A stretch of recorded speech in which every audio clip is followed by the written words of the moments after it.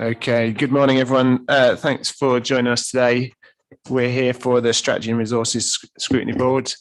I'm Councillor Andrew Scopes. I represent the Beeston and Holbeck Ward, and I'm the chair of this meeting. Today's going to be being webcast on the council's website. Also, for awareness, members of the public can now come and attend this committee in person if they wish to, and observe what's said and done here, as well as obviously being able to see the recordings on YouTube. I think it'd be helpful just to start with introductions. So as we're around the table, we'll just go around as we are. So I'll start going this way. Thank you, Chair, and good morning. I'm Debbie Oldham and I'm the clerk to the board. Morning, everyone. Councillor Peter Carlisle, Carvely and Farsley Ward.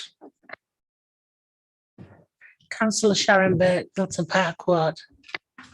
Councillor Sharon Hamilton, Meanwood and Moortown Ward. Councillor Jim McKenna, Armley Ward. Councillor Jules Hesselwood, Bramley and Stanningley Ward.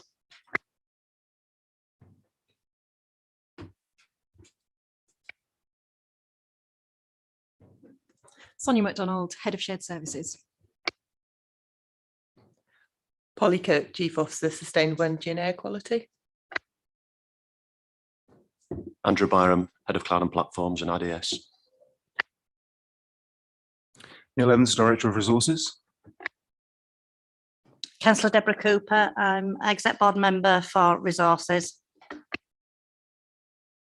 Councillor Sam Firth, Harewood Ward. Councillor Simon Seary, Pudsey Ward. Good morning, Billy Flynn, Councillor for Adland Wharfdale Ward. Good morning, Councillor Diane Chapman, Rothwell Ward. Morning all, Rob Clayton, Principal Scrutiny Advisor to the board.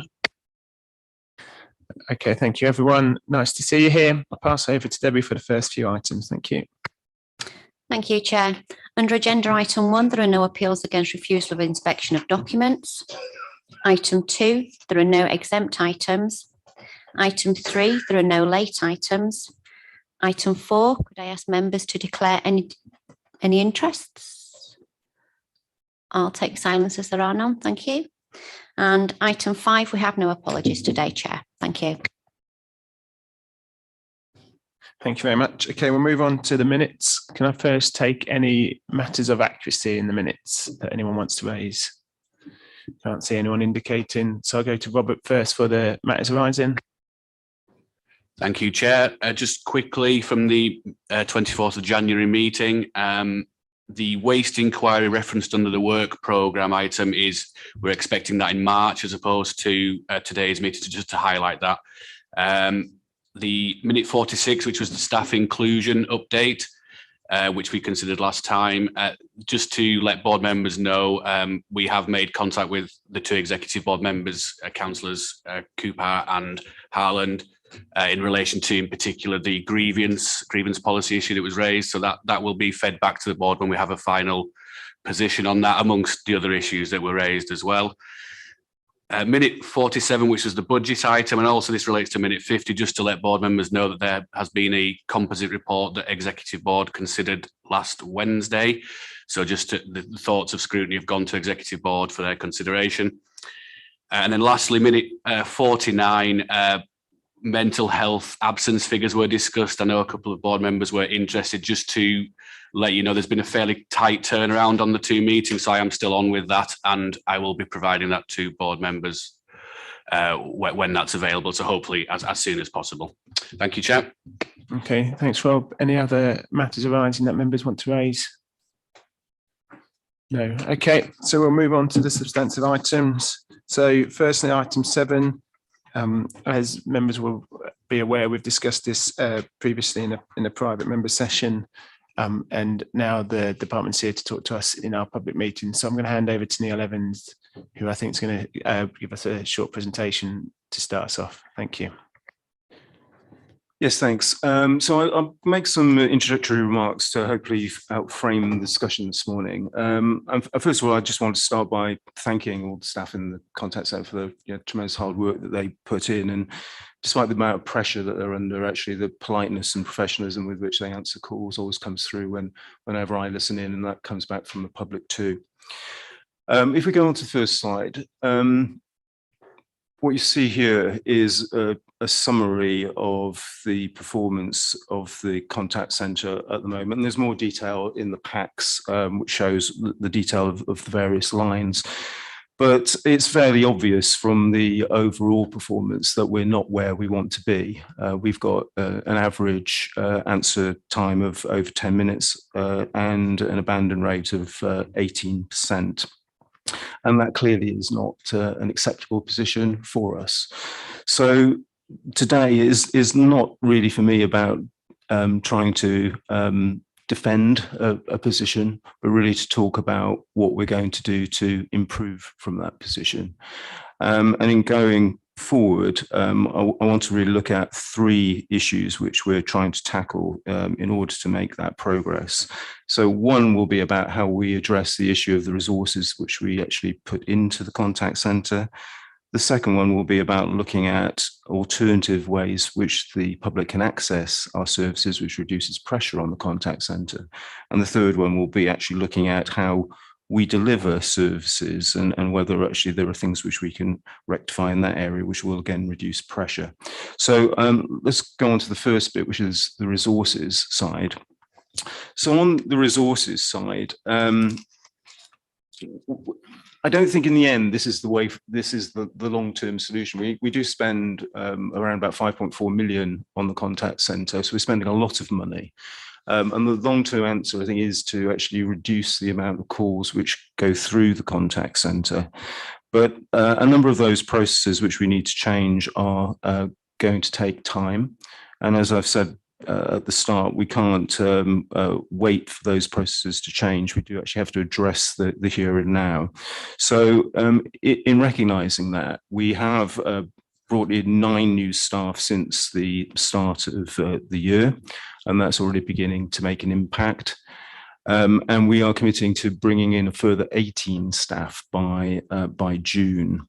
And the intention there is to get to a position which is would give us a position of answering call rates which would be in line with the best type of answer rates we've had previously within the authority, which is around about 5 minutes for general services and 2 minutes on priority. I think in June we would want to kind of take a look then at what our standards should actually be, but that's the commitment to actually make the impact with the type of processes which we've currently got. But on the recruitment side, it's not just about kind of, again, bringing new people in. It is about addressing some of the underlying issues which we need to tackle with on the staffing side. One is that historically the contact centres had a bit of a famine and feast. It's lost staff to other services. People have gone to work elsewhere, and then we've recruited afterwards. And we need to really be anticipating that turnover better and actually recruiting in advance of that so that we actually have a consistent level of resources going through. And part of it is also about addressing the issue of retention itself. Again, historically, we lose around about 2 people a month. So, high level of turnover, some of which one can expect, I think, because it's a young workforce and an entry, but others, I think, which can be addressed. So issues of motivation, well-being, and so forth, which will actually tackle some of that retention issue, and also have then an impact on the levels of absence which we experience. Again, it's a tough job. I think issues of the pressure exists right across the call centre industry, but there are things which we can do to try to improve motivation and tackle that absence issue. Regarding the retention side of things, I mentioned this at the working party discussion. I think there is a recognition that many staff go on to other higher paid pieces of work within the authority. That's a good thing. And actually recognising that as a part of a plan is I think, a sensible way forward, which will improve motivation. And lastly, to try and use those skills which actually already are in existence in the authority. The authority continues to employ lots of people who've been trained in the contact centre to maybe help us with some of the managing of peaks within contact centres. Again, it's no surprise to everybody that we get lots of calls on a Monday morning, a lot more than we do on a Wednesday afternoon, and there will always be that kind of that peak management to deal with, and we can deal with that in a more imaginative way. So that's the resources side. So move on, Rob, to talk then a little bit about what we can do around moving things onto different channels. And first of all, I mean, I think we should say that there is an overall commitment to retaining a large contact centre and indeed a large infrastructure around face-to-face, which many other authorities have actually got rid of in the last number of years. We do recognise there's a place for that. There's a place for people who are digitally excluded, and there are types of inquiries which actually are better suited to that kind of interaction.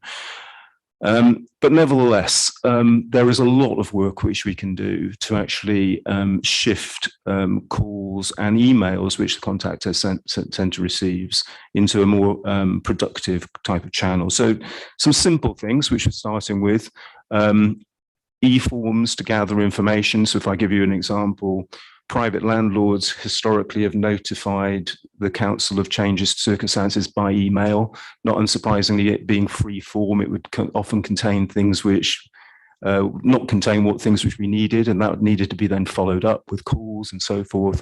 That's all now been introduced on a form, so that actually all that stuff is gathered properly and actually therefore massively reduces the amount of contact which people need to have with us. And there are many areas where we can shift those sort of things in that direction. Moving services online, again, give a fairly simple example. At the moment, a member of the public needs to ring us to make an appointment to see a registrar. Fairly simple to actually arrange that to be done via the web. And hopefully we will see that in the next couple of months. There are lots of other services where that same kind of principle applies. For example, in the council tax, which represents a couple of 100,000 calls a year, some authorities are enabling most people to do their changes online rather than over the phone. That may take a bit longer to achieve, but there are some very significant opportunities in that area.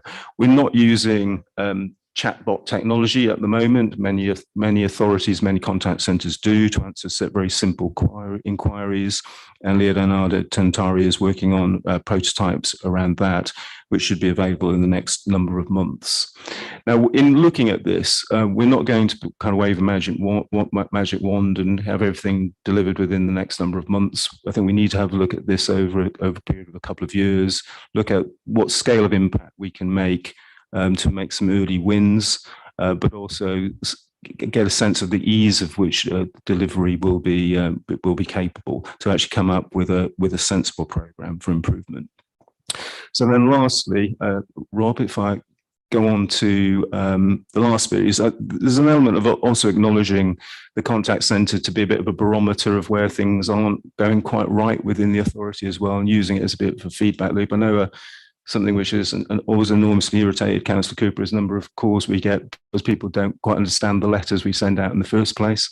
And actually, there are things which we can do to improve that. We've now got the major communications going through our comms section to actually write them properly, so that reduces the amount of callback that we get. I think we also need to be clear about where we can and can't help through the contact centre. So an illustration of that is the many thousands of calls we get around school appeals, for example, where people aren't happy. And really all that people can do is be directed to make an appeal. There is nothing actually that the contact centre member of staff can do. And that obviously takes up lots of time, frustrates the person on the other end of the phone. So it's kind of working through those things where we were actually adding value. And lastly, it's also trying to use the contact centre as a means of sort of saying, well, this is where we're getting complaints, this is where things aren't quite working, and how do we actually change our services and improve them so that it's better for the public and better for the contact centre. So we're working on all these fronts. I suppose what I want to get across in the main is that there is absolutely no complacency about the performance of the contact centre. People are working hard on all fronts to try to actually make that improvement. There are things which we can do in the here and now to make that improvement. But I also want to get across that the contact centre is part of I guess, broader sort of ecosystem of customer contact. And actually it's by working across the council, looking at all the IT issues, working with different services and how they're organised, that we're going to both improve services to the public and improve the contact centre itself. Okay, thank you. Okay, thank you very much. I'm going to open up to questions from members. If anyone wants to ask a question. Just as a clarifying question to start with, Neil, you talked about 18 extra staff by June. Is that a net figure to allow for I guess you'd estimate 12 staff leaving between now and then, if we're doing not quite, but to a month? Thank you, Councillor Scopes. Yes, it's taking into account expected leavers during the next few months. Thank you very much. Okay, I've seen Councillor Firth has indicated. Thank you, Chair, and thank you for the introduction, Neil. I just wanted to discuss a particular matter which is very concerning, which is the average wait time in the report of 10 minutes. Now, I appreciate you've mentioned about Mondays compared to Wednesdays or any other day of the week, but that means that there are people waiting on the phone lines for far longer than 10 minutes if we're going to get to an average of 10 minutes. And that I think that this report isn't ambitious enough, and I'm not criticising, I just think it's just generally not ambitious enough to say that we're going to halve it to 5 minutes to make that acceptable.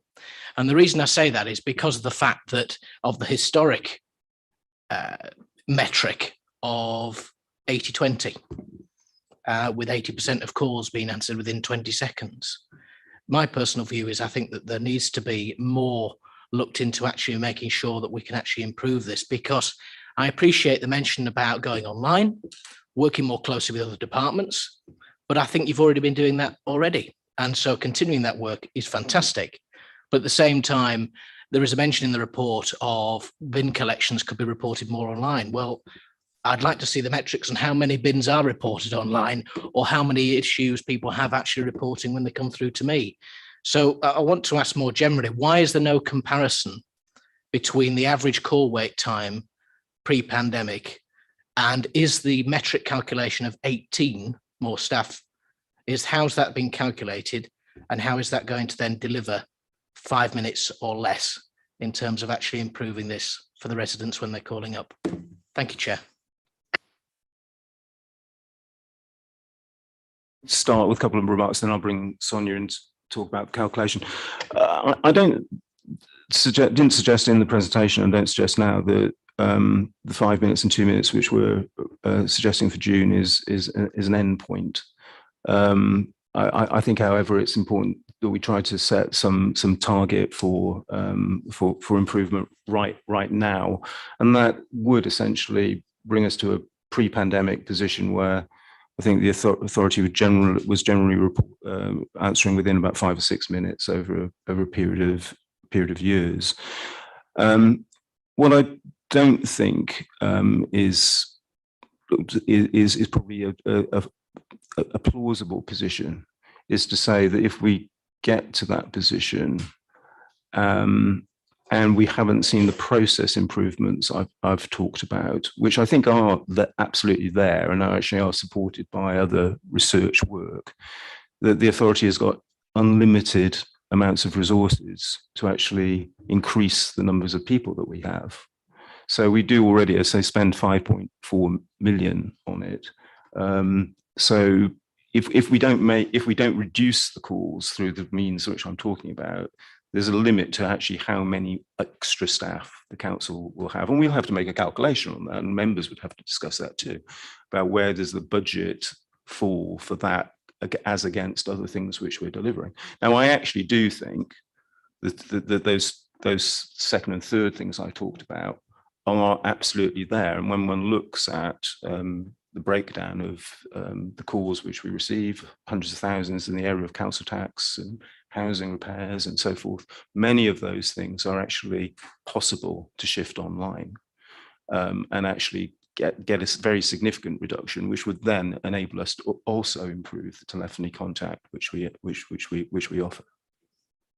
But rather than I think, you know, putting in some commitment beyond which I think we can't sensibly plan at the moment, let's put something in which we think we can achieve and then go from there.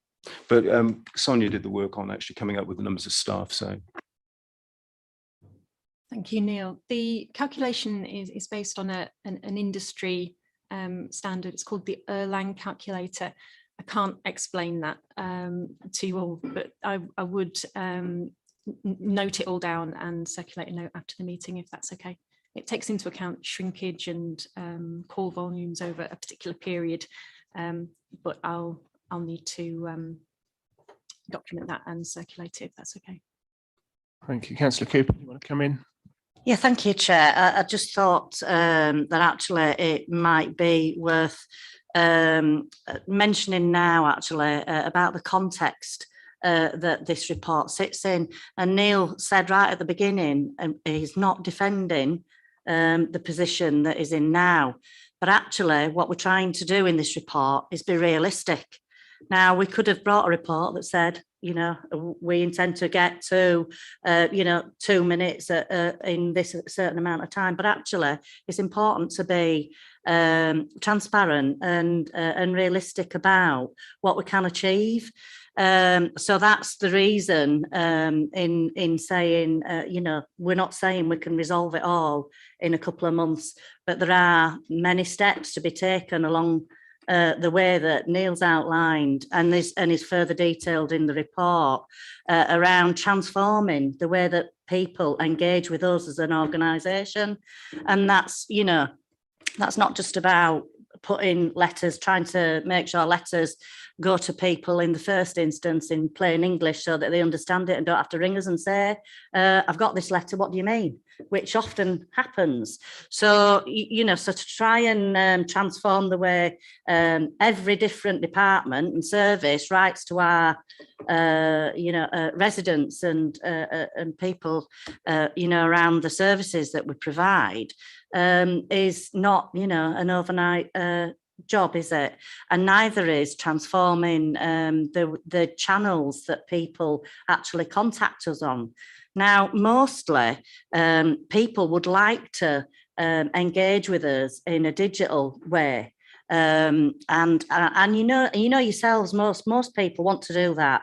The only time that I know, revert to the telephone is if I'm that frustrated with the digital approach that I've tried, I've give up, so actually I pick the phone up, and that happens a lot as well for people contacting us through the contact centre. But throughout all of that, we have to remember that there are a lot of people who don't have digital access or who would choose to engage with us through the telephone, which is fine, and we want to remain that. But actually what we can do is take away a lot of the frustration and a lot of the contact we get through the telephone, because people would like to do it a different way. And we are, on that journey. We have tried some things already, but what we're talking about now is major transformation about the way people engage with us through the contact centre or through digital approach as well. Thanks, Chair. Thank you, Sam. Councillor Firth, do you want to go back? Thank you very much for those responses. Now, I think the biggest concern is the fact. No, I don't think I fully said that. I don't think that it's not actually looking to be ambitious, but I just don't think it's ambitious enough.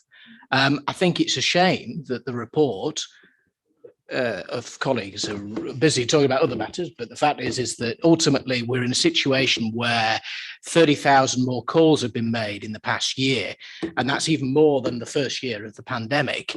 And therefore, to an extent, we have to also say that potentially we're in a situation where the context and situation has changed, and therefore more people are having to call up. And maybe that reflects, unfortunately, on other departments that are maybe not currently going on full steam and therefore not performing at the rate that then means that unfortunately users have to pick up the phone. So it is a shame that there are not previous metric calculations at all when it comes to looking at the wider call handling time and also more generally in terms of KPIs, although it is appreciated a new set is going to be brought in. The other question I was going to ask is there's a mention obviously about turnover, and there were mentions also of the fact of reasons why people may leave, and one of those is fantastically if they stay with us and they progress within the council. The concern I have about using that is that there is no evidence in this report that that is the reason or any other reason why those individuals leave, or we then have to break that into the numbers that we have. So can you confirm to me what sort of staff engagement is taking place to confirm why staff members are leaving? Actually, how many staff members on average are actually leaving, because it's not mentioned in the report. And for example, when it comes to that situation, what does it look like compared to before the pandemic? Thank you very much, Chair. Sonia, is that something you can answer? Thank you. Thank you, Councillor Firth.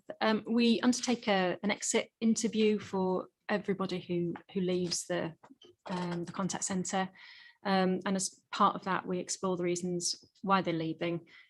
So we do know that the highest single reason that people leave is Sonia, for- sorry, Councillor Flynn's struggling to hear you. Could you just maybe pull this a little bit close to yourself and try and speak up? Sorry about that. Thank you. Sorry, is that clearer? I was just saying that for everybody that leaves the contact centre, we undertake an exit interview, and from there we explore the reasons why they're moving on. A lot of the time, most of the people that have left this year have gone on to promotion opportunities within the council, and that is, that's the source of intelligence. So we know that there's an appetite for people to, some people to progress in their careers within the contact centre. We've also had some staff engagement surveys over the year, and that is a theme that has come through. So we know that there is a desire for us to do something like the career pathways that Neil has mentioned.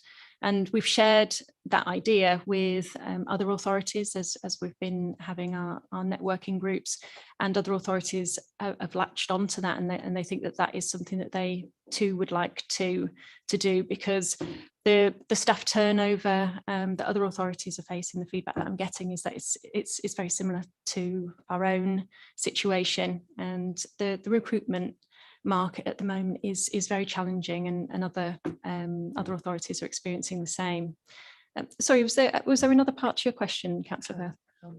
I think some of it was the data, but I imagine you don't have the data here. So could you commit to sharing that? And I'll bring in Neil as well. Yes, we certainly can do that. I think the other one of the interesting things around the pandemic actually is had a strange pattern with the contact centre, and that actually on the issue of leavers, in common with many other employers, very few people left during 2020. Everybody sort of stayed put. And I think actually in 21, then you almost had a kind of catch up with that. People actually hadn't moved through 2020, so we've had more leave through that period. And the same has been true actually about calls as well. So actually during the early part of the pandemic, for example, when you couldn't get a housing repair, people weren't ringing up about them. And then, of course, when it all came back online, people start doing it again, and it's more complicated and it takes longer. So it's gone through a period where it actually was quieter at the beginning of the pandemic, when there was total lockdown, and then actually has then had a knock-on effect into 2021. And we need to catch up on that in 2022, clearly. You want to come back again, Councillor Firth? Pardon?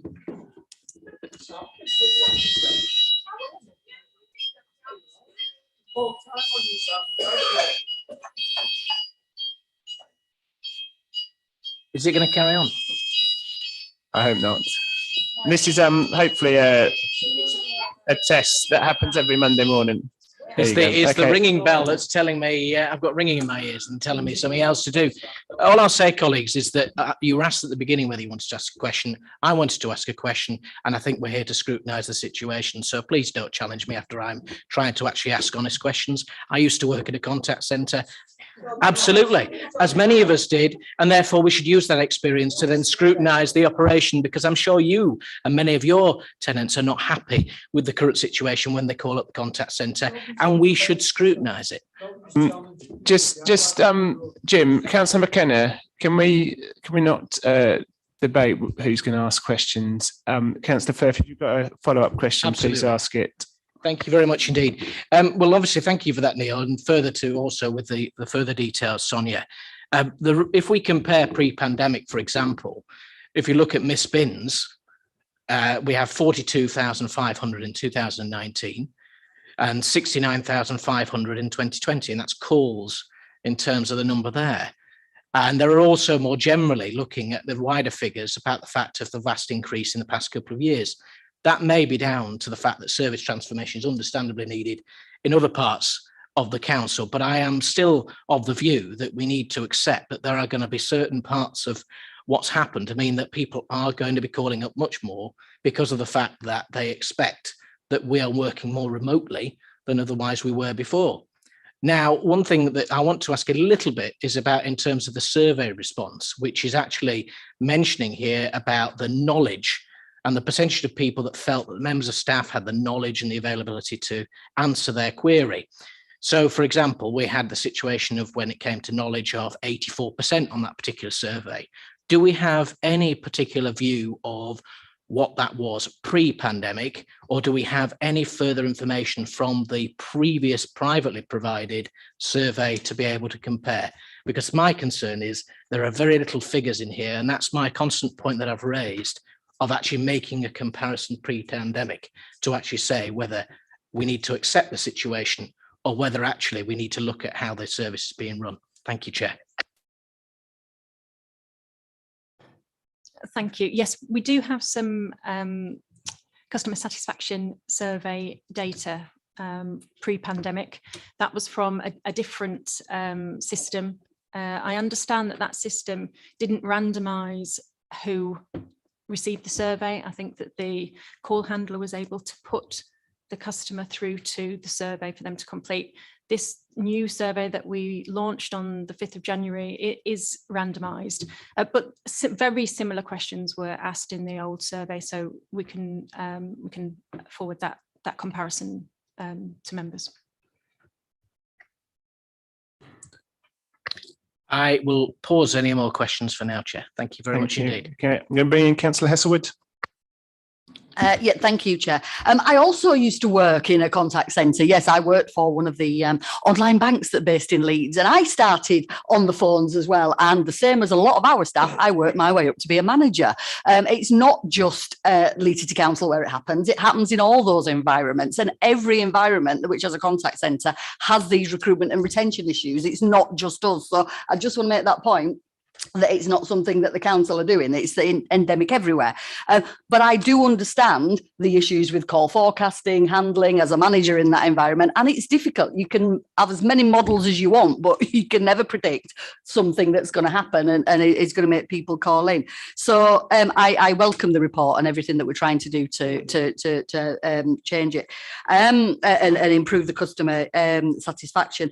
Two things that I just wanted to raise if I can. I just wondered about obviously bins is something that we all get a lot of, and especially in the last 2 years where we've had crews absent and that kind of thing. On our website, I just wondered whether we could have the facility of like a news feed or something, so people could get like real-time updates to say yes, X number of, but like we get an end of day report on bins to say these were missed, and those of us that have Facebook pages and stuff will update our Facebook pages and say, these streets were missed today, they'll be back within 48 hours, so people know to leave the bins out. I just wondered if there was something like a a real-time news feed or something on our website where people could get that information, so they wouldn't have to phone in, if that makes sense. They could just get that info and think, right, X number of street, this will miss, blah, blah, blah. So that might be something that might stop people phoning in. The other thing was, I got an interesting email last week that came via Labour Group office, and our I've got it here. If people phoning about grit bins and they submit the online form for grit bins, it actually has an automated response saying contact your local councillor, which is fine. I don't mind dealing with grit bins at all, but it just that kind of exasperated this member of the public who felt like she was going around in circles a bit. And she's run the Labour office there. You know, they've contacted me and we're sorting it out. But yeah, just bits like that, I think that we need to check every single response that we're sending out, because it took a while for her to get that message back, and then she was like, well, I could have done that in the first place. So I think we just need to check every single response that we're sending to people. Thank you. I don't know whether I can get maybe Polly to just say a little bit more about refuse collection, but I think the broader point I was going to make was that I think it has been a bit of a weakness in it, to be honest, in the past, that we've rather than looking at systems as a whole, we've kind of looked at the contact center, whereas actually what you're pointing to is try to see all processes through from start to finish. And I think that's what's going to improve the customer experience, isn't it, really? And it will have knock-on effects on the contact center too. But actually, as an example, because Miss Bins has been such a big issue, actually, we have done some work on that. Polly will mention some of the things which we've done on that already. So with the missed bins, what we've looked at doing is improving the form of how people report it. So for example, before the improvement, you'd get a generic message saying your bin's been missed, we'll get back in touch with you. And it's set completely unrealistic expectations. Now you'll get something back that will explain why your bin was missed. So it might say, for example, the vehicle broke down, or it got too full, there was more waste, or whatever it is. And then the message will be tailored depending on what response you can expect. So before, I think we used to say we'd be back in 2 days. The reality was that quite often doesn't happen. It's quite often longer. So we've worked through with the service, making sure that the messages customers get are realistic, and also that we're not saying we will go back to customers, that, this is what you can expect as a service. This is what happens if that doesn't. So it's sort of all set out up front to stop that back and forth, because we end up in a situation where people then ring up because we hadn't met what we were setting out. So we're just trying to be a lot clearer, and we have started sort of looking at whether that, what you're suggesting, the newsfeed is possible. I don't think we're quite there yet, which is why we've done the tailoring to the form, but it is something that people are aware of, and how we can get that better kind of hyperlocal communication as well. So if we can't do the newsfeed, that we can be better at in terms of using things like the Facebook and the various things that already exist. So that there has been quite a lot of work on that to try and improve it. Do you want to go back to Councillor Heswood? That's great. I think what we, like you say, what we need to do is get to the root cause of some of this, which will then have that knock-on effect into, the less calls coming in, so we can pick them up quicker. So I think what, the approach we're taking, getting to the root cause of a lot of these issues, is rather than just focus on the contact centre, is absolutely the best way forward. Yeah, thank you. Yeah, thanks, Councillor Heswood. Okay, Councillor Flynn. Thanks, Andrew. And it really follows on from what Jules has just been talking about. The customer satisfaction surveys, I assume, I'm struggling to hear you at the bottom, sorry. So if you've covered this already, I apologise. Is the customer satisfaction survey to do with a person's satisfaction with the call that they've made, or answering the query that they rang up about? Because just going back to the bin business we mentioned before, we all know what the answer is, and we all know that quite often, despite their best efforts, they can't get back within 48 hours. So does that mean people ring up again and again and again? Because they certainly ring me up again and again and again. So there's that one. And I appreciate Debbie and Neil being very open about trying to get things better. I understand that. But I just wonder if anybody here has actually tried the website. Had a look over the weekend. Just looked at the two top items, which are housing and council tax. I looked at 60 items on housing, several of which were nothing to do with housing. Council tax 40, two of which were to do with SEND, transport to school, nothing whatsoever to do with council tax. And I know that there's something in here about improving the website. It's not before time. If you actually go into individual sort of items, they don't give you the answer that you're after. And the whole point of why people ring up is because they can't get an answer on the website. So, I mean, it drives me to distraction, and I know where to go to. And finally, I'm sorry, Neil, chat box, algorithms, virtual assistants, I'm afraid they drive me up the bloody wall. You know, they don't answer the question unless it's as simple as you could possibly have. You eventually talk and talk and talk, press this, press that, press the other, and you eventually disappear up an orifice somewhere and have to start all over again. So please tell me you're not going to go to virtual assistants, because I'll fight it until the day I finish this. Sorry, I'll leave it there. Well, I think, Councillor, the improvement to the website and enabling people to access our services through that is absolutely intrinsic to the improvement. I mean, you're absolutely right in that regard. And I think Councillor Cooper was saying, I think we know already that probably the majority of people call us after they've not been able to solve it on the website. So, you know, we need to absolutely concentrate on that. What I was saying in regard to the resources, though, is that some of those things are there are no magic fixes within weeks on some of these things. They're bound up with kind of historic IT systems which need to be reworked, and therefore that's why we're also going to be putting in resources in the here and now, because we need to deal with the issues in the here and now. But looking over the next couple of years, the improvement to the website and what we offer through that is absolutely the right thing. With chatbots, we're going to take it kind of steady. So there's no intention to sort of put some sort of critical service onto a chatbot and hope for the best. You know, we're going to have to try that out. But I think there are things like, for example, people who've got a query out with us asking, where are you at with that inquiry, and getting an answer. This is what the stage of where your inquiry is at, and some of us will do that, and you'll know from things like getting a passport these days. You'll get a little notification saying this is where it's at in the process. It's that sort of thing, which rather than getting a human to do it, you get something else to do it instead, and that's the sort of thing which we'll be looking at, rather than tying you up with a virtual assistant perhaps. Okay, thank you, Councillor Flynn. Okay, Councillor Carlisle. Thanks. It's on a similar theme really, and Councillor Cooper's raised it since I raised the point, but it's all around those repeat calls or the people that have tried an online submission, because there's many people that tell me they rang the number because they reported it and either hadn't heard back. Now, we might have been doing something, and in the case of bins, for instance, if we take that as an example, but there are many others that people would say they've reported it.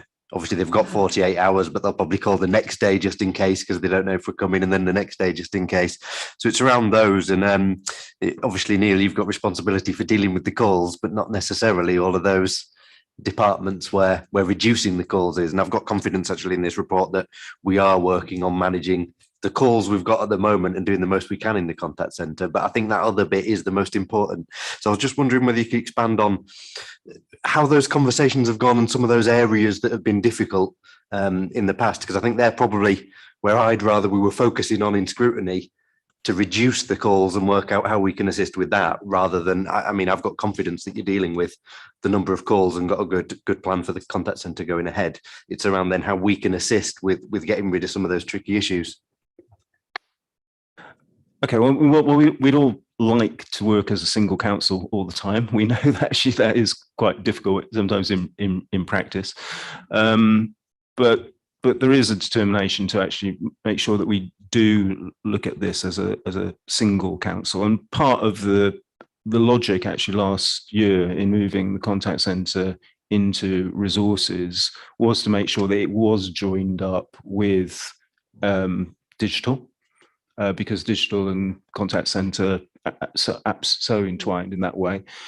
But also, to some extent, whilst all departments have got a responsibility to work together, the corporate resources bit is a bit of the glue across the authority, supporting all the kind of support functions across the authority. And I think therefore it's best probably placed to kind of work across all the different services to make those changes with them. So I've asked staff, and Polly is particularly sort of led with this, then to work with different services on some service redesign work. So the waste one was an early one because that's like a big issue for us. We've started to see some reductions in the last month or so since that's come through, which may be partly also because of staff coming, absence reducing with COVID and so forth, and so service improvements too. But Polly's also been working with highways and a couple of other services, and we're going to have to sort of tick them off, I think, in terms of like what are the big, what the big call numbers, where the big call numbers are. But those that work, is absolutely integral to actually getting the improvements which we need to see. And I think, so we're probably better placed structurally to achieve that now than we were previously.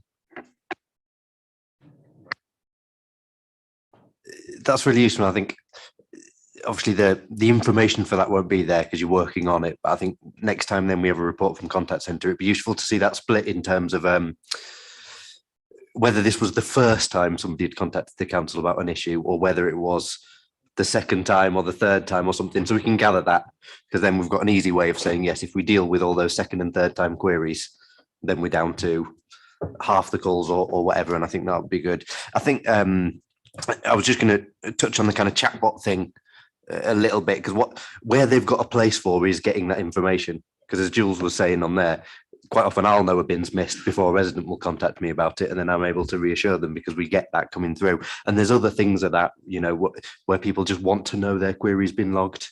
The chatbot thing can also help with that thing of searching the website, so you can put in your query and it can try and work out what question you're asking, and it can give you those relevant links. And I think that's when it's useful.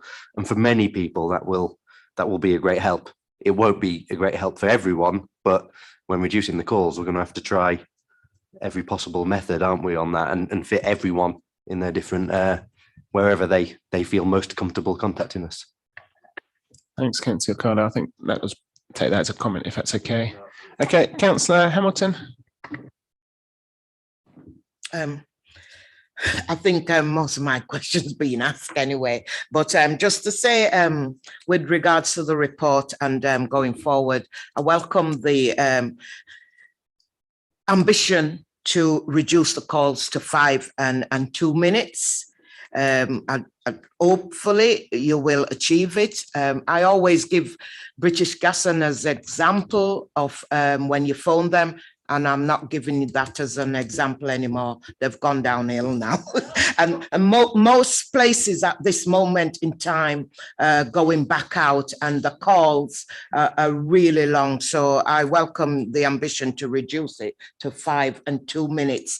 And also with regards to the chat box, obviously the chat box has got to be something that anticipate your question to steer you onto the correct page or phone number, and that's the only time I use it. I find that's quite good.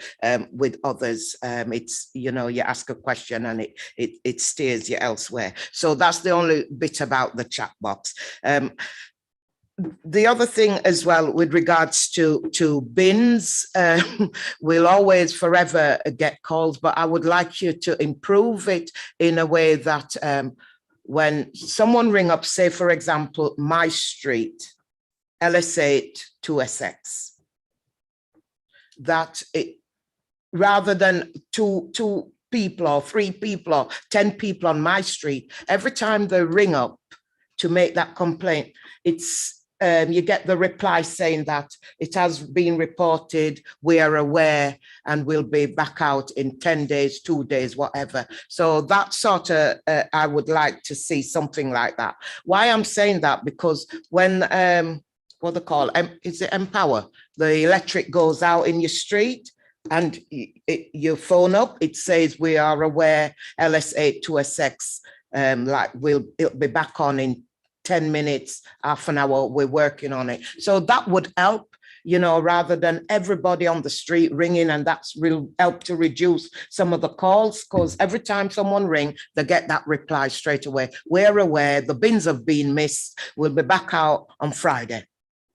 So things like that can help. And the same as well when people are ringing up and they're not happy with the school places, rather than waiting for someone to answer. If we know that they're ringing up, they're not happy, it steer them exactly where they need to go. So that those sort of things can help. So I hope your ambition going forward with reducing the call times, etc. I welcome that, because my mother get upset.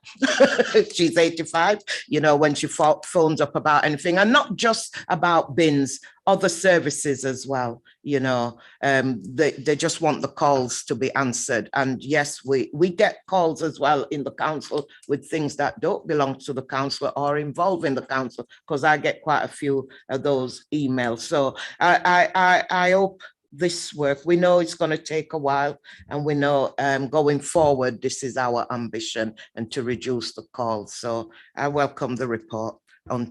Just want to see it improve more and more. Thank you very much, Councillor Hamilton. I think I take that as a comment as well. Thank you very much for that. Okay, Councillor Chapman. Thank you. Just a couple of questions. Could someone just tell me how many people we should have working in the call centres? Because there's two different numbers in here, plus 18 more coming by June.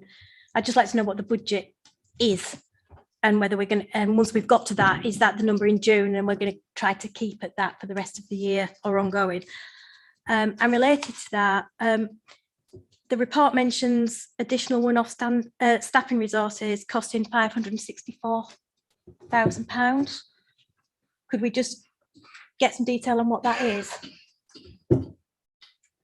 And finally, could I also ask, going back to the customer satisfaction measures, when we're looking at the pre-pandemic or the old system, could we just have details of what the old response rate was and customer satisfaction on that scheme or survey? Thank you.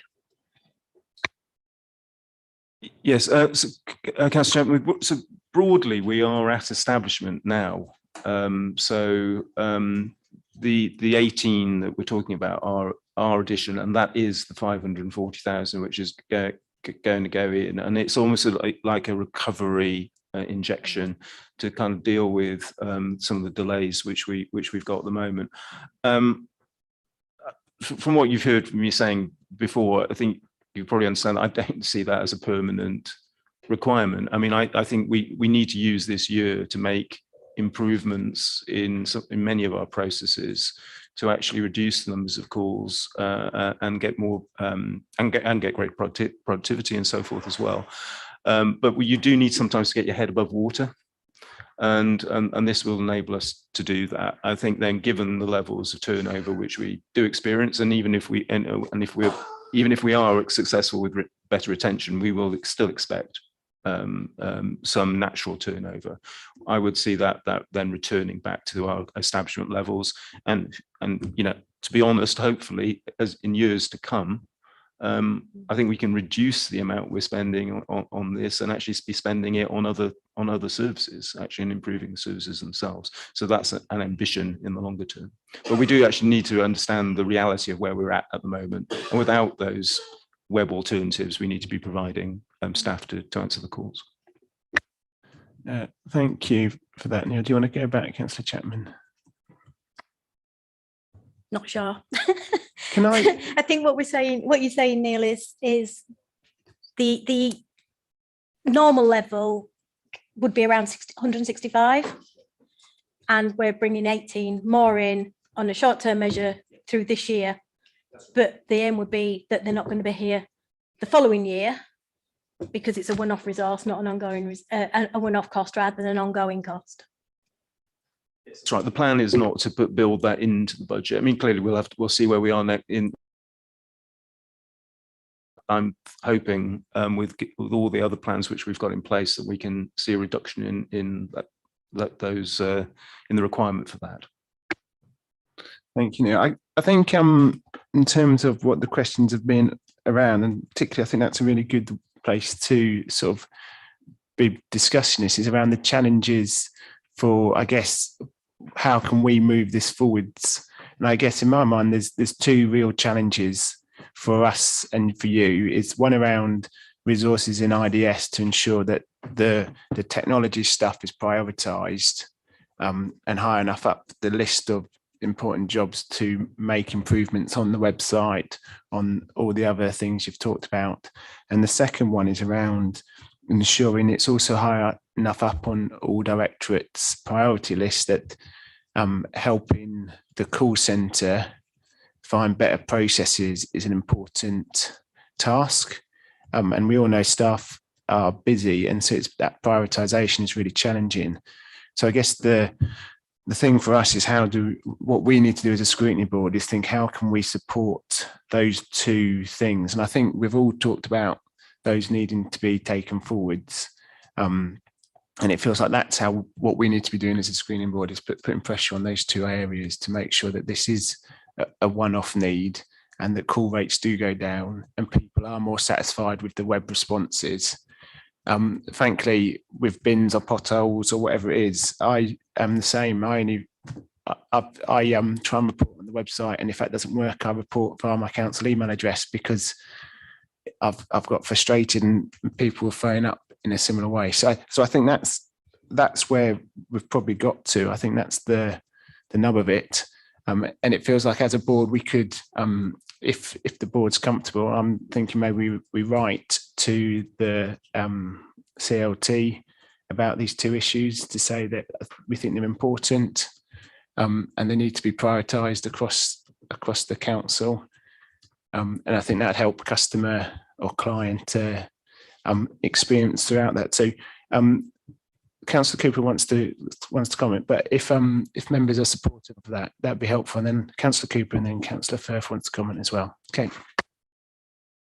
Yes, Chair, thanks for allowing me to come in after you were trying to sum up and finish the item. But I just thought it was important that I gave some comment around the commitment in the organisation to ensure that the engagement with our citizens improves. So that's throughout all the services and through the corporate leadership team and cabinet as well, that it is a priority for us, that engagement is improved somewhat. That's, so that's why we're saying, we're not here to defend the position. We can, tell you what that position is, and we can improve on that going forward. And that's what we hope to do. So I hope that, I know you've talked about pre-pandemic numbers and so on, but they were calculated in a different way as well. I think if you take these as a baseline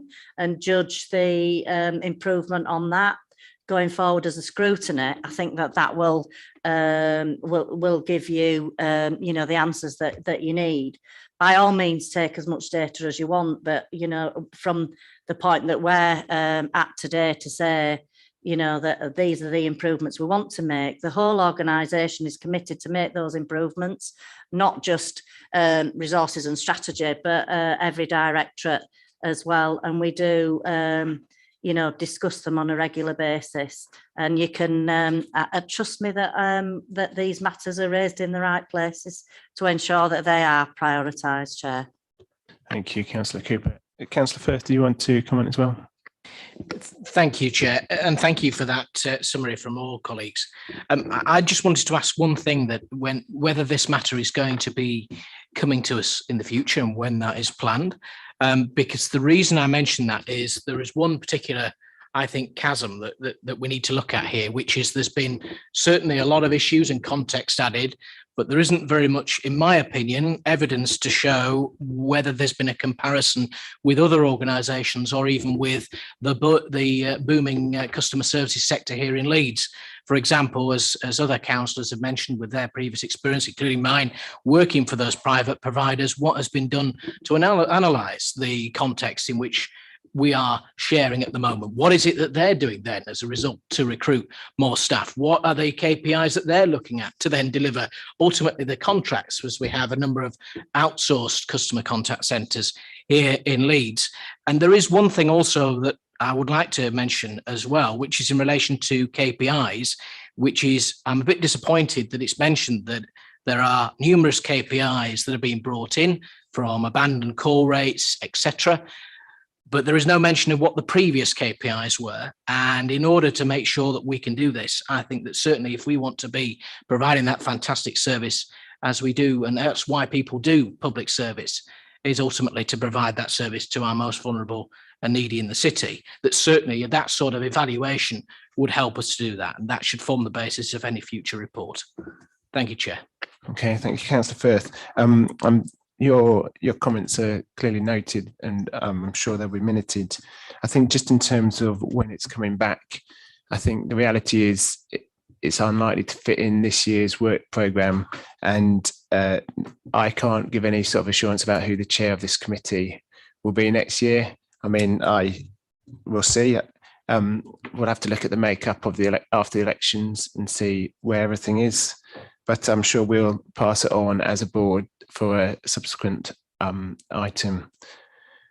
And I've spoken to Neil previously, and he is comfortable about coming back to this board if they want the successor board does want them to come back. So I'm sure they will be back. So thanks for that. I'm going to close this item there, if that's okay. I think those.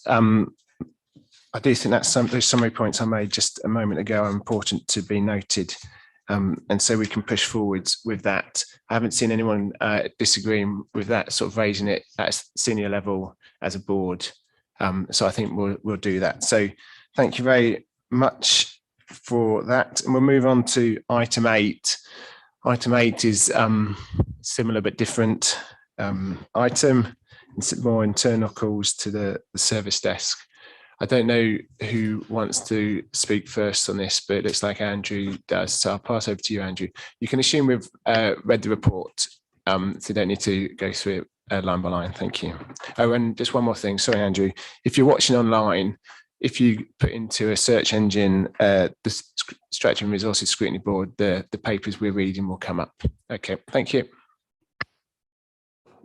Thank you, Councillor Scopes. Yeah, I'm here to present this report, talk through the actions taken since September 21 to resolve performance issues on the IDS service desk, look at service performance over the last 12 months, and then answer some questions on the future vision for the service centre. So I'd welcome some questions.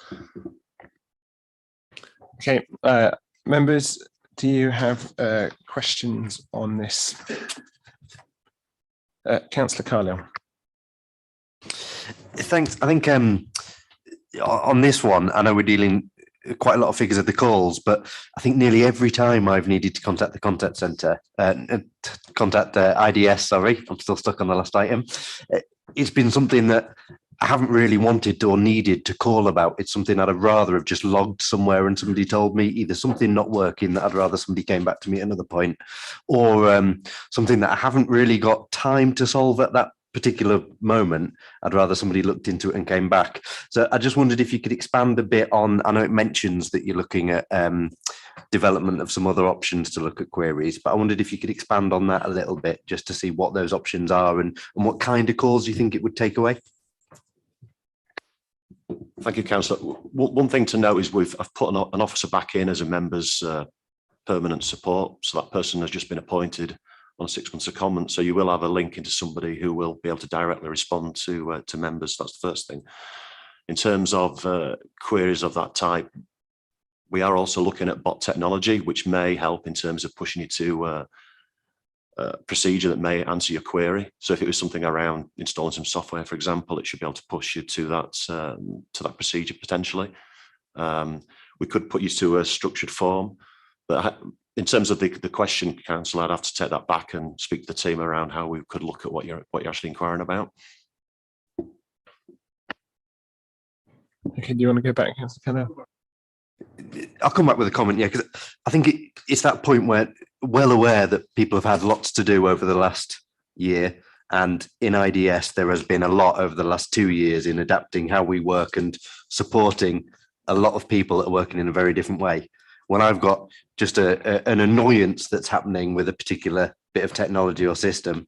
What I don't necessarily want to do is take up the time of a call. And so it's those little bits where actually just notifying somebody of an issue, I would have rather done. But obviously everything that I go to as a member, and I don't know whether it's the same with all the different organisations that can contact you, it all says phone the number. And I think, well, it's not really severe enough to phone the number. I'd rather just make somebody aware. So I'll leave that as a comment. That's something just to reflect on. Thank you. Are there any other questions, Councillor Firth? Thank you very much, Chair, and thank you for the introduction of the report. I just wanted to reflect really on one of my favourite things, KPIs and SLAs, because the fact that we're in a situation where last September, just over 3% of calls made were answered within 30 seconds when the target is 70%. That's 4% of the target was reached.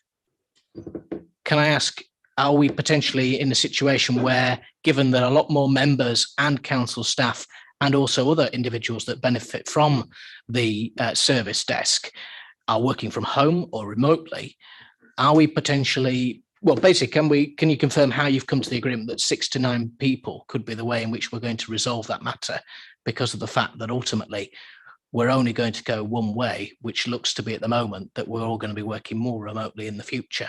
And that as a result, this service will be absolutely critical, and that in the building where most councillors or senior officers are, there is no longer a service desk on hand to call into.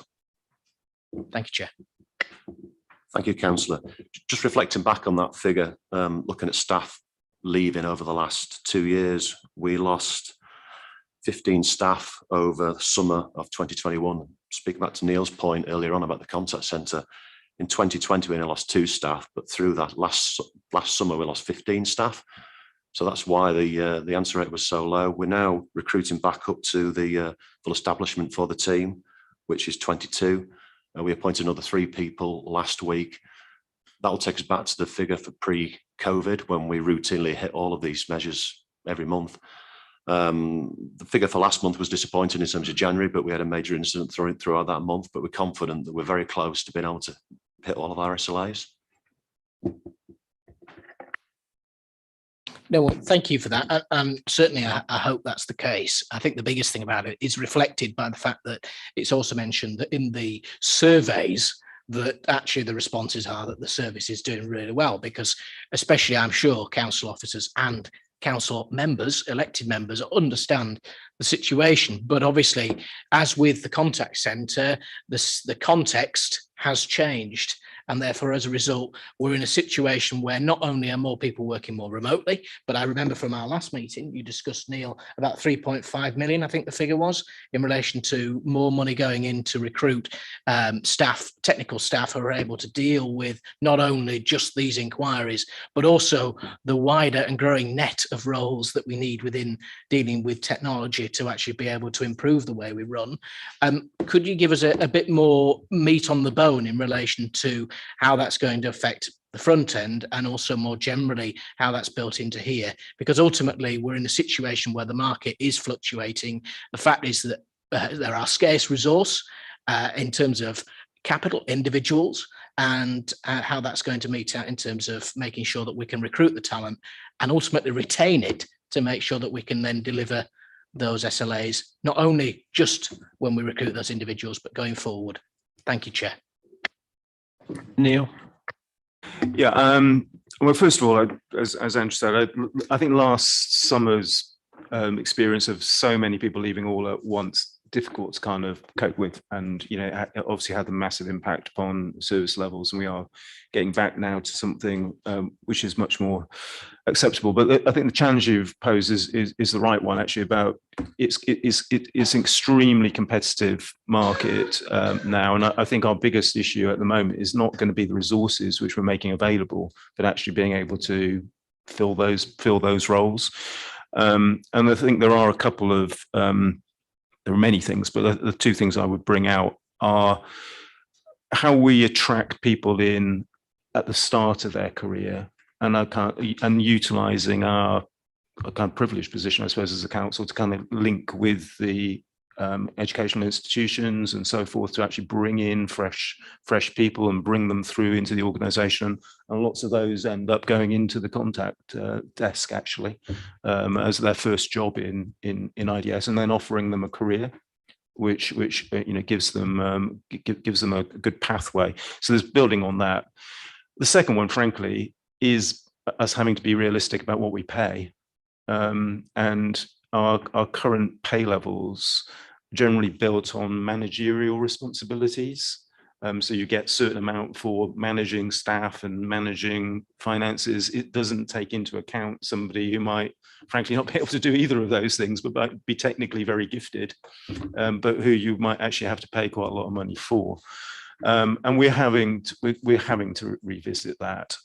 So Andy Dodman in HR is doing some work with Leonardo and looking at what would be the sort of market rates which we need to offer to actually bring in the people that we need. Because having the money is not enough. It's having packages which are actually going to attract people in to do that work. Thank you. Councillor Firth, do you want to come back? No, thank you for those honest answers and appreciate the detail. I just want to ask as well, in terms of what you mentioned there, until I took redundancy during the pandemic, used to work for a benchmarking organisation. Has there been any particular look at how we can analyse our position in the market in terms of digital skills, and also more generally look at how that's going on? Have we looked at whether we need to, basically, what sort of benchmarking have we done against private organisations or other organisations that need people of the same skills that potentially they are offering, that potentially then we need to maybe consider, or at least compare where we sit in the market?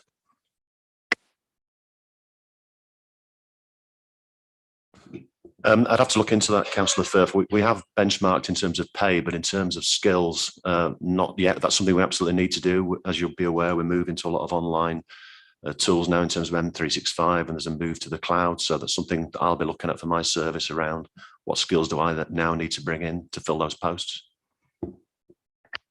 We have historically also linked with Gartner, who's kind of leading a sort of benchmarking area, and which crosses public and private. So we do gather information through that sort of thing as well.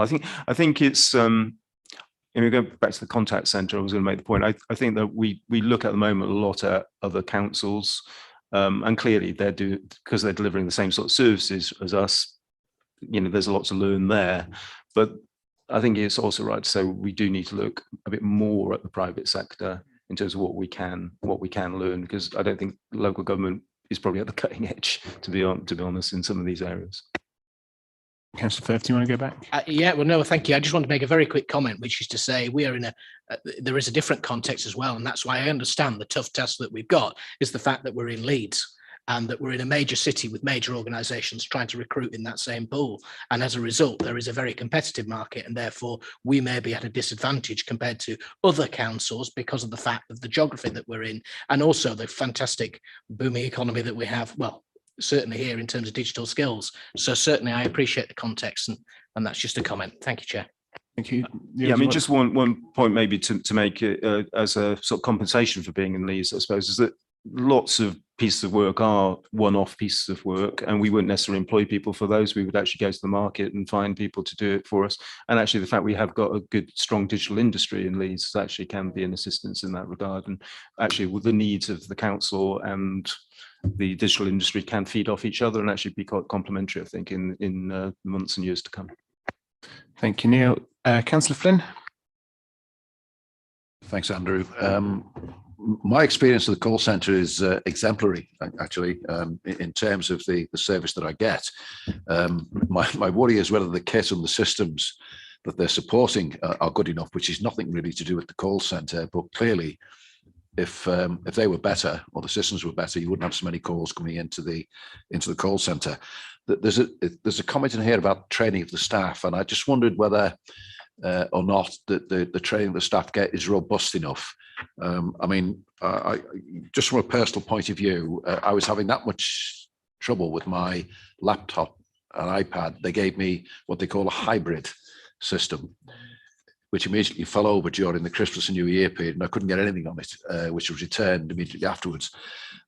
So it's really the robustness of the systems and the kit that we've got, rather than the call centre itself, that I'm more interested in, because one will address the other.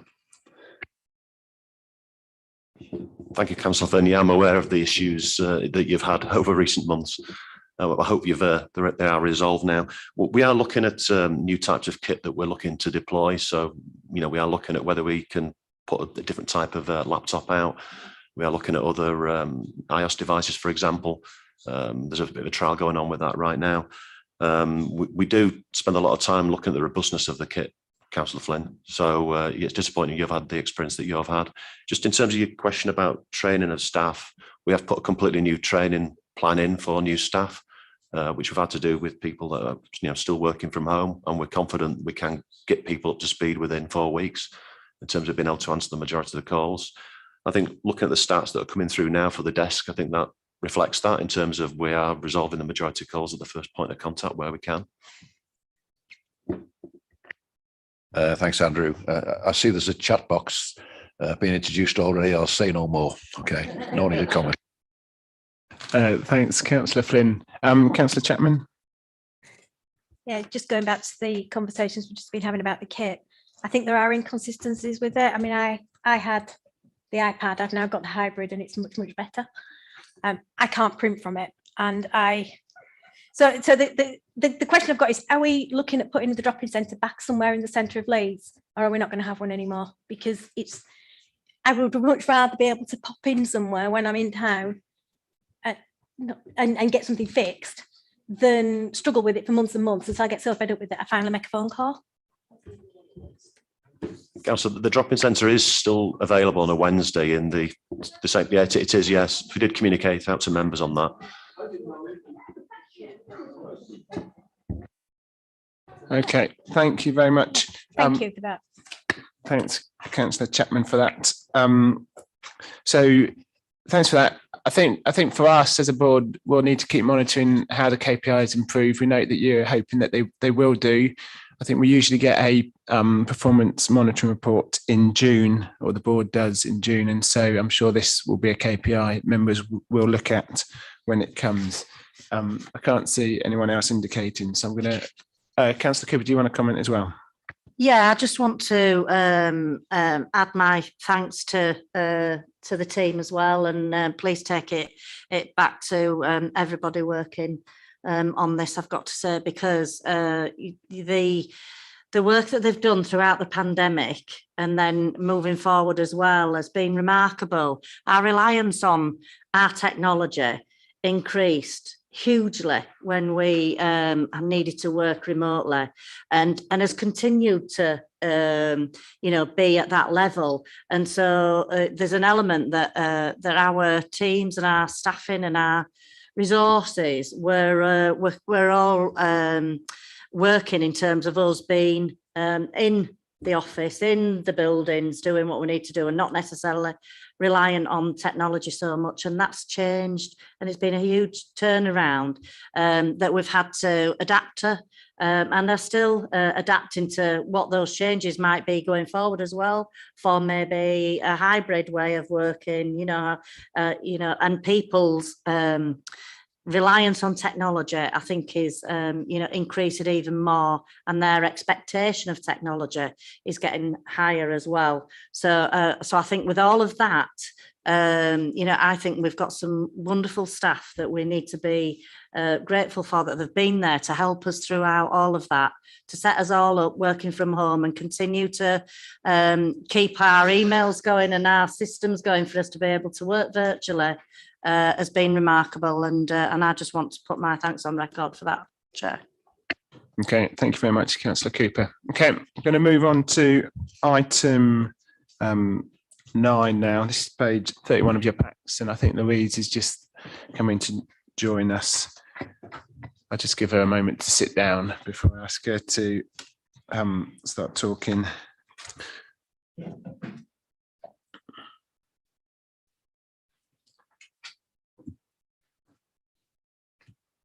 Okay, welcome, Louise. Can you just introduce yourself before you start speaking? As always, you can assume we've read the report in advance, but if there's anything you want to highlight, please feel free to. Thank you. Good morning, Louise Whitworth, Head of Information Management and Cyber, and I'm also the Council's Data Protection Officer. I'm here this morning to present this report and to take any questions. Just at this juncture, I would like to note that at the Chair's request, the scope of the report was widened to include information regarding all statutory requests rather than the title of the report, which was originally published, which was just around freedom of information requests. So there is additional information in this report wider than the title that's published in the agenda pack. Happy to take any questions. Thank you. Thank you very much. I just wanted to ask a little bit about automation of freedom of information requests across the council, and how we've been talking a lot actually today about making things smoother using the technology we have. I was just wondering if there's any work you could just expand on around that. Certainly, Chair. So up until probably about 2 months ago, that there was no system readily available to automate searching that would enable the more effective processing for certainly freedom of information requests. But now with the implementation of Microsoft 365, there is a tool that comes with the package. So Microsoft 365 is a lot more than what you actually see as users. There's lots of different component parts in the back end, as it were. And there is a part of 365 which is called e-discovery. Now, members of my team, the information governance team, have access to e-discovery, and this allows searchers right across the estate under specific search terms, and it will search OneDrive, SharePoint, Teams, Microsoft Teams, and email. So, for example, we may get a freedom of information request in, as we have done, about zombie apocalypse, for example. So do we prepare for the zombie apocalypse? We have had that freedom of information request several times. So we could put that search into e-discovery, and it would search right across the estate, and you can filter to any number. So we could filter right down to myself, just search anything relating to Louise Whitworth or wider, and you can put date parameters in. It's very, very, very sophisticated. That functionality is now available to us. My team is doing a lot of research around its usage. It's not in use in the council as yet. It could be used for searching for freedom of information requests, but we are also very conscious, and I feel that there does need to be a decision made at the highest level of the council whether we use it for this purpose, because there are obviously privacy issues associated with this. And it is council policy, for example, that individuals can use council email, council systems for their own personal use, as long as it is within the parameters of the council's IT policy. So it would be a decision that would have to be made by CLT, I would suggest, whether we can use it for this purpose. But I certainly think that there are ways around that we could use it, and therefore automate a huge part of the FOI process, which currently, as it stands, we get requests in, we have to go out to individuals and say, can you find us XYZ information in relation to the zombie apocalypse, for example, and that's how it works. Is that enough, Councillor Stokes? Yes, thank you, Louise. That's really helpful. I guess my take is, I guess, like we've seen earlier, again, not all of the KPIs are where we want them to be around FOIs. And so it feels to me that it'd be a sensible step to look at a process of how we'd make this possible. I think that'd be my take. Okay, I've had an indication from Councillor Firth. Do you want to ask a question? Thank you very much indeed, Chair, and thank you very much for that provision in terms of information. It's really interesting to look at how we're trying to be an accountable organisation and also how we're using technology to actually deliver that in the future. But there is the devil's advocate point of Big Brother in relation to the fact of the strict protocols that you mentioned. Could you give us some context about what sort of organisations use this type of technology and what sort of experience have they had, or is this a new innovation on the market? Thank you, Chair. This is certainly very new in public sector. I am aware through talking with colleagues across the region that West Yorkshire Combined Authority are using e-discovery now, and they have very kindly said that they would share with us their protocol for using e-discovery. So that's very helpful. I'm also aware that Kirklees Council have it available but are not yet using it. So it's very, very new. And therefore, I think we need to ensure that we consider the privacy elements before we just wade in and start using it. Yep, Councillor Firth. No, thank you for that. I think the biggest thing is obviously we as we emphasised at the last meeting, and that's why I'm incredibly glad that where this has come up about the fact that we want to be accountable for the decisions that we're making, and ultimately because if we were in our residents' shoes, we'd want the same from our councillors or from our council staff. I just wanted to ask you, you've obviously mentioned about the fact of the strict protocol. Could you give a little bit more meat on the bone in relation to what sort of considerations are placed there? And also more generally, does this system mean that you will be able to scan any email inbox across the council for any particular name or item? Or would there be a particular restrictions before that went on? I think what she's already said is that the protocol's not there yet and they haven't done it, and currently they won't do it. And so there needs to be a decision on how to move forwards. I think my personal view is that we should look at how we can make this work, subject to finding a fair way of giving people their privacy. That's my personal view, but clearly a lot more work needs to be done. Okay. So I've just answered Louise's question there, but I just think she's already said it. Councillor Firth. As we referred to last time, Chair, you're certainly on it. So thank you very much indeed. I think the biggest thing about it, I think that ultimately I understand certainly the privacy aspect of it. And certainly when it comes to discussions that come through about the most sensitive information that comes through from our residents as well. And I just want to say as well, I think that as a general comment, I think the performance of the team, despite that context, comparing ourselves to other major councils that we've been benchmarked across are certainly very good.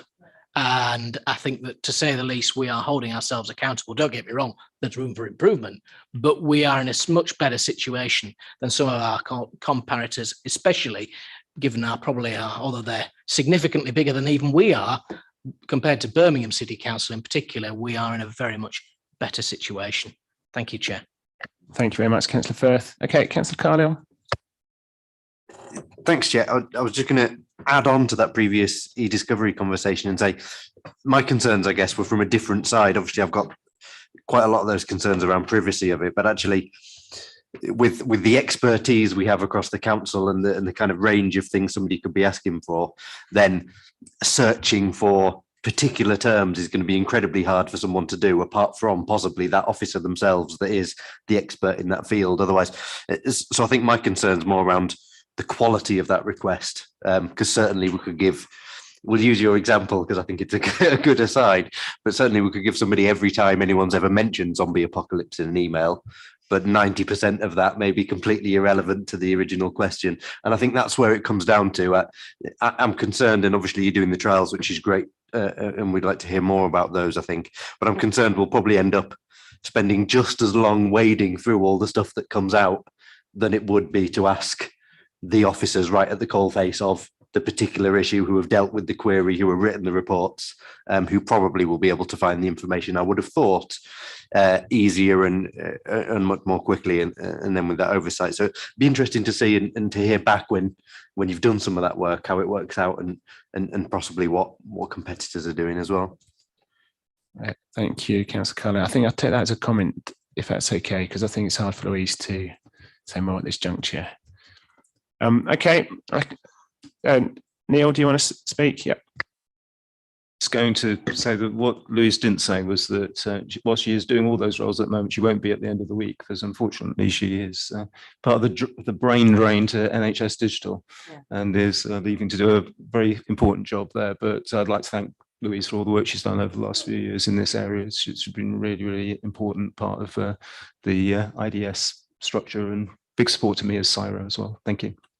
Thank you very much. Councillor Firth. Thank you, Chair. And certainly it just shows you obviously what a competitive market we're in at the moment. So certainly thank you very much for coming in your final week to face us as councillors. Could I just ask one particular point to the department then as a result? At the next time that we discuss this and when it comes up, can we ask for WICA to attend, or anyone in particular through our partners that use eDiscovery, to then discuss their experience as well, and that be reflected in any reports that are brought forward? Yeah. Sorry, Chair. I think that'll be up for the chair at the time. Yeah, hopefully You're not up for election, though, I'm Chair. not. So hopefully me. Yeah, we'll go with that. Councillor Hamilton. I'm just going to say, it's Louise. You're going over to the NHS. Can you send some of the information how they do it about freedom of information? Because in the NHS, they obviously we get that, they get that all the time requesting. So, you can send us a bit of information and tips. Okay, thank you very much. Yeah, and from me, thank you very much for coming, Louise. I thought you've done a very good job the whole time as Chair of Corporate Governance and Audit as well. So thank you for your service to the council. You'll be missed. Thank you very much, Chair. Okay, we're going to move on to the work programme agenda. Hopefully you've all read it. We've got November, where are we? February. We've got March meeting.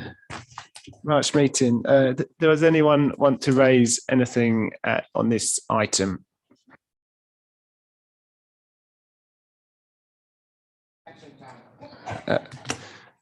I think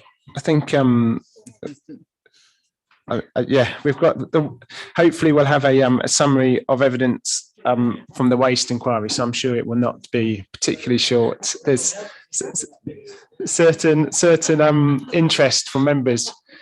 Okay, so I can't see any comments, so thank you very much everyone for coming. And thank you very much for coming. Thanks for those who've watched online, and I'll see you next time. Thank you.